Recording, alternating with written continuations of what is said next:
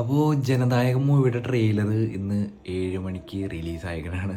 അപ്പോൾ പടത്തിൻ്റെ first look തൊട്ടേ ഒരു റൂമർ ഉണ്ടായിരുന്നു, ഇത് ഭഗവത് കേസരിയുടെ റീമേക്ക് ആയിരിക്കുന്നു, ബാലയ്യയുടെ. അപ്പോൾ അത് ഏകദേശം ട്രെയിലർ കണ്ടപ്പോൾ തന്നെ ഓക്കെ ആയിട്ടുണ്ട്. ഒരു 90% റീമേക്ക് തന്നെയാണെന്നാണ് തോന്നുന്നത്. പക്ഷേ ഓഡിയോ ലോഞ്ചിൽ വിനോദ് പറഞ്ഞത് ഇത് റീമേക്കല്ല, ഇത് വേറൊരു സംഭവം എന്നാണ് പറഞ്ഞത്. പക്ഷേ എന്താണ് അങ്ങനെ പറഞ്ഞതെന്ന് നമുക്കറിയില്ല.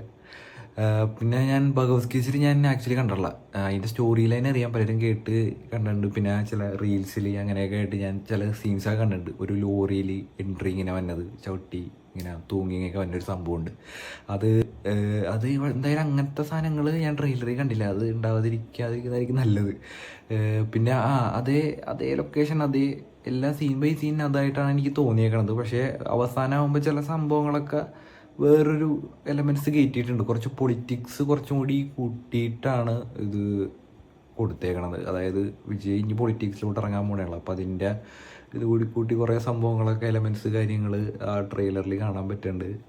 പിന്നെ ജനനായകൻ്റെ ട്രെയിലർ കണ്ട ശേഷം യൂട്യൂബ് തന്നെ ഭഗവത് കേസരിയുടെ ട്രെയിലർ റെക്കമെൻഡ് ചെയ്ത് യൂട്യൂബിൽ എനിക്ക് റെക്കമെൻഡേഷൻ തോന്നുന്നുണ്ടായിരുന്നു. അപ്പോൾ ഭഗവത് കേസരി ട്രെയിലർ ഞാൻ കണ്ടു കഴിഞ്ഞപ്പോൾ എനിക്ക് തോന്നിയത് ഭഗവത് കേസരിനേക്കാളും കുറച്ച് ക്വാളിറ്റി ലെവൽ എനിക്ക് ജനനായകൻ ട്രെയിലറിൽ എനിക്ക് തോന്നി.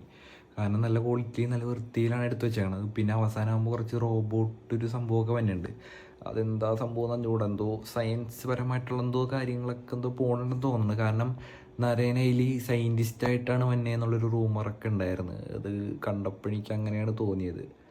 അപ്പോൾ എന്താകുന്നത് നമ്മൾ നോക്കാം. അപ്പോൾ ജനനായകൻ മൂവിക്ക് ആരൊക്കെയാണ് FDFസിന് പോയെന്ന് വെച്ചാൽ കമൻറ്റ് ചെയ്ത്. പിന്നെ നിങ്ങളുടെ ട്രെയിലറിൻ്റെ തോട്ട്സ്, ട്രെയിലർ എങ്ങനെയുള്ളത് നിങ്ങൾ കമൻറ്റ് ചെയ്യും.